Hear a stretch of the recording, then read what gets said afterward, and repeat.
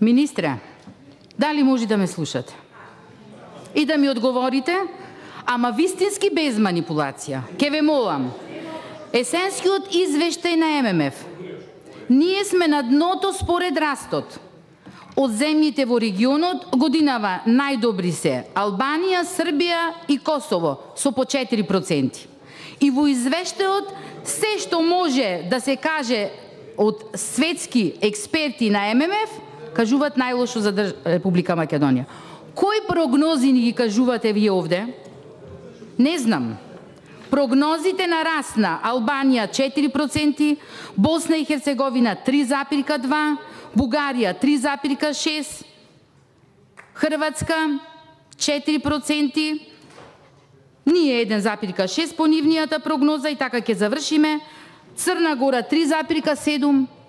Кои економски показатели вие овде ми ги кажувате и што креиравте и како успеавте до ова, старите велат, дереđe да ја донесите Република Македонија?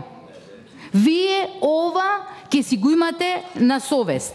И еве табелата ќе ви оставам сега, за која кажавте дека сум во грешка за јавниот и државниот долг. Никогаш на памет не говорам и ако сгрешам знам да се извинам.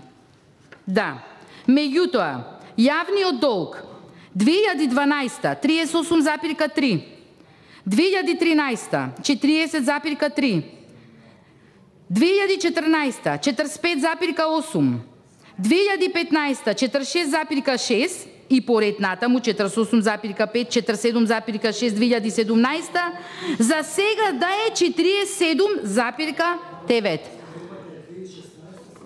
Значи, овие се податоците и ова е табелата која јас ја презентирам пред граѓаните. Кога говориме за транспарентноста, значи мора да кажеме, бидејќи и јас и вие тука знаеме, што е подигна и го подигна тој процент на транспарентност во кој сме рангирани, а и јас како председател и сите членови сакаме да учествуваме и да имаме повисока транспарентност. Тоа беше изготвувањето на граѓанскиот буџет и тоа беше фискалната стратегија. Толку е од транспарентност. Тоа всушност ја подигна таа скала. Ништо повеќе. Не ја подигна носењето во сабота навечер во 24 часот ребалансот и да го видиме тука.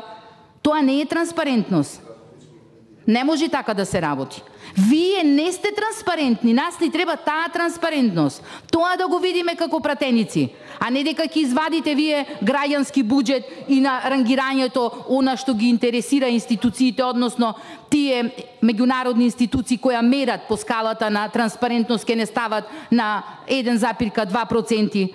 А ние не знаеме тука до последен момент што има и како го изготвивте ребалансот. И она што сакате да кажете дека да, намалена е капиталните инвестиции, ама вие не градите споменици и фасади. Заврши таа епизода. На тоа повеќе не можете да се вадите. Не, не, вие треба да градите и да продолжите автопатишта, железници, треба да имате поголеми средства во водовод и канализација на општините, каде што кратите сега од ребалансот, водоснабдување, гасификација, она што ви беше планирано во буџетот го кратите сега. Социјални станови, каде што 20 милиони кратите 10 милиони денари, се она што не знаете да го проектирате и да ги насочите парите каде што ќе имаме заживување на економскиот раст. Сето тоа, не можете повеќе тука приказки за деца да ни кажувате. За тоа ВМРО ДПМН си ја плати цената. Изгради тоа што изгради, делот каде што сте сместени и вие сте во убаво министерство сместени, тоа не го кажувате, дека изгради се изградени не само споменици, и сега од вас се очекува дека треба да градите, дека треба да ги пренасочувате тие парични средства каде што ќе допринесете за поголем економски раст.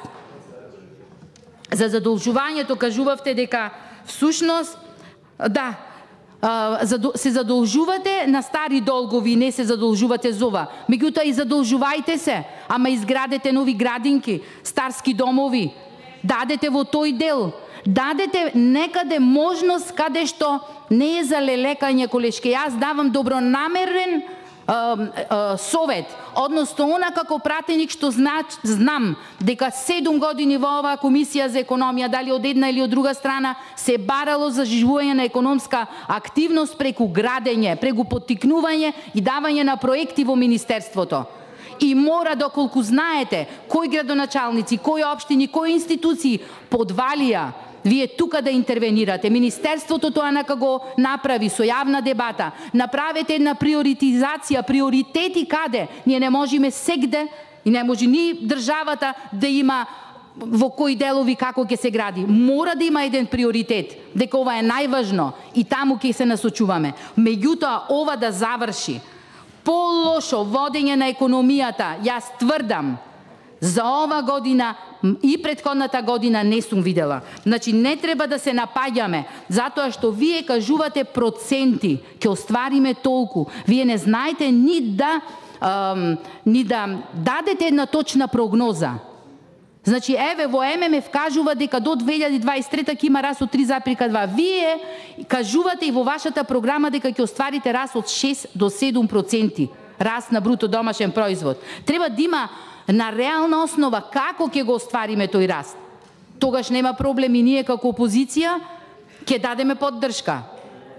Ова сега што се прави со остварување на 26% капиталните инвестиции за 8 месеци е недозволиво. Благодарам.